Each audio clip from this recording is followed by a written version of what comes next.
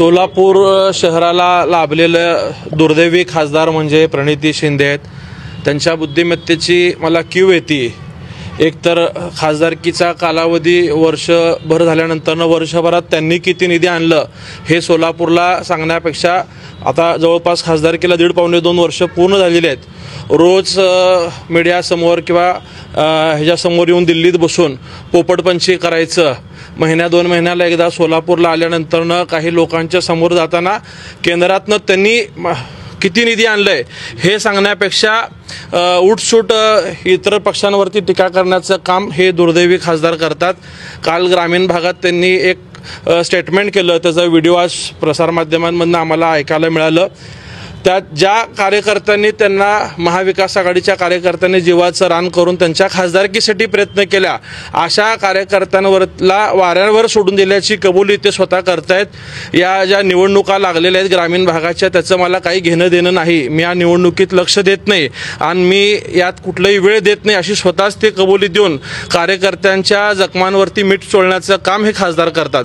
वास्तविकता त्यांच्या वडिलांनी सोलापूर महानगरपालिका असेल किंवा सोलापुरातली सत्ता राखली होती, परंतु प्रणिती शिंदेंचा ज्या ठिकाणी राजकारणात जन्म झाला त्या ठिकाणी त्यांनी तिकडची सत्ता घालवलेली आहे। सोलापूर महानगरपालिकेतले नगरसेवक कमी करणं असेल किंवा आता खासदार झाल्यानंतरनं ग्रामीण भागातली सुद्धा हीच परिस्थिती प्रणिती शिंदे करून ठेवतात। एकेकाळी काँग्रेसचा बालेकिल्ला राहिलेला सोलापूर जिल्ह्यात 12 ठिकाणी स्वतःच्या पक्षाचे नगराध्यक्षही त्यांना उभा करता आलेले नाहीत, स्वतःच्या 6 तालुक्यातले नगराध्यक्षही त्यांना उभा करता आलेले नाहीत। उलट काही त्यांच्या मित्र पक्षाला उमेदवार मिळालेले आहेत, परंतु एकाही नगरपालिकेला नगर परिषदेला प्रणिती शिंदे स्वतःच्या पक्षाचा, जो काँग्रेस पक्ष देशातला सगळ्यात जुना पक्ष आहे, अशा पक्षाला सोलापूरचा खासदार असताना उमेदवार न मिळणं ही शोकांतिक आहे। आणि ह्याचा कुठेतरी पश्चाताप असण्यापेक्षा उलट जाहीर कबुली द्यायचं की मी अशा निवडणुकीला महत्त्व नाही, याच्यापेक्षा दुर्दैवी वेळ काँग्रेस पक्षाच्या कार्यकर्त्यांवरती नसणार आहे। आणि प्रणिती शिंदेंच्या बुद्धिमत्तेची कीव येते की त्यांना बिहारच्या निवडणूक प्रचाराचं प्रमुख नेमलं होतं, तिथं कुठलंही स्वतःच्या पक्षाचं अस्तित्व टिकवता आलं नाही, दारुण पराभव अपयश त्यांचं त्या ठिकाणी झालेलं आहे। आणि ह्या सगळ्या गोष्टी झाकण्यासाठी मोदी साहेबांवरती टीका करणं असेल, फडणवीस साहेबांवरती टीका करणं, स्वतःची पात्रता नसताना मोठ्या लोकांवरती टीका करण्याचं काम सोलापूरचे दुर्दैवी खासदार करतात। नेहमी वायफळ बोलण्याचं काम त्यांच्याकडनं होतं।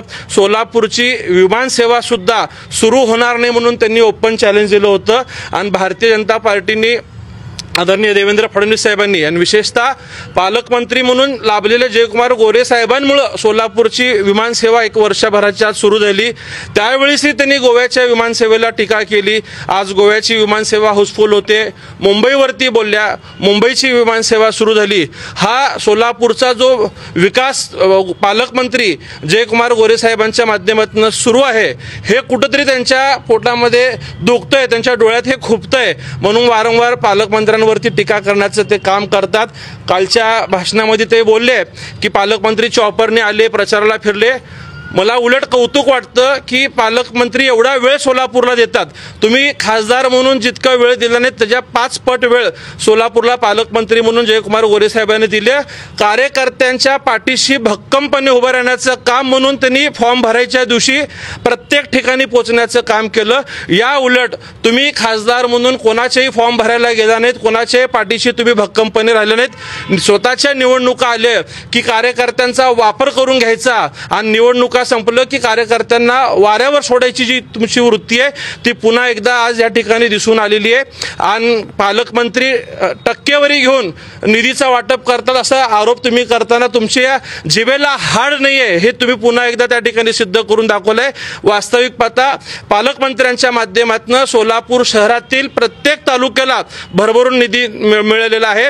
परवाच्या नियोजन समितीत तुम्ही बोललात की समान निधी दिला पाहिजे, त्यावेळी सुद्धा अक्कलकोटचे आमदार सचिनदादा कल्याण शेट्टी यांनी आपल्याला ओपन चॅलेंज दिलं होतं की तुमचं सरकार असताना तुम्ही विरोधी पक्षाच्या लोकांना निधी दिलेला नाहीये, त्याचा तुम्ही खंडन किंवा खुलासा करू शकलेला नाहीयेत। आणि उठसूट फक्त तुम्हाला निधी तुमच्या लेटर पॅडवरती दिलेल्या पत्राला निधी मिळत नसल्याचं दुःख तुमच्या मनामध्ये आहे आणि तो राग तुमच्यामध्ये असल्यामुळे तुम्ही असे बिनबुडाचे आरोप करता। वास्तविक जर तुम्ही आकडेवारी काढून बघितली तर सर्वाधिक निधी पालकमंत्र्यांच्या माध्यमातून सर्व तालुक्याला दिलेला आहे। मी तुम्हाला या माध्यमातून जाहीर चॅलेंज देतो की तुम्ही जे समान निधी म्हणता तर तुमच्या मागच्या 1 वर्षाचा खासदारकीचा निधी असेल किंवा ह्या पुढच्या 6-7 महिन्याचा निधी तुम्ही 6 तालुक्याचं प्रतिनिधित्व करता, त्या 6 तालुक्याला तुम्ही तो निधी समान प्रमाणे दिलाय का त्याचा तुम्ही पहिला खुलासा या ठिकाणी सादर करावा असं मी तुम्हाला ओपन चॅलेंज या माध्यमातून देतोय करून.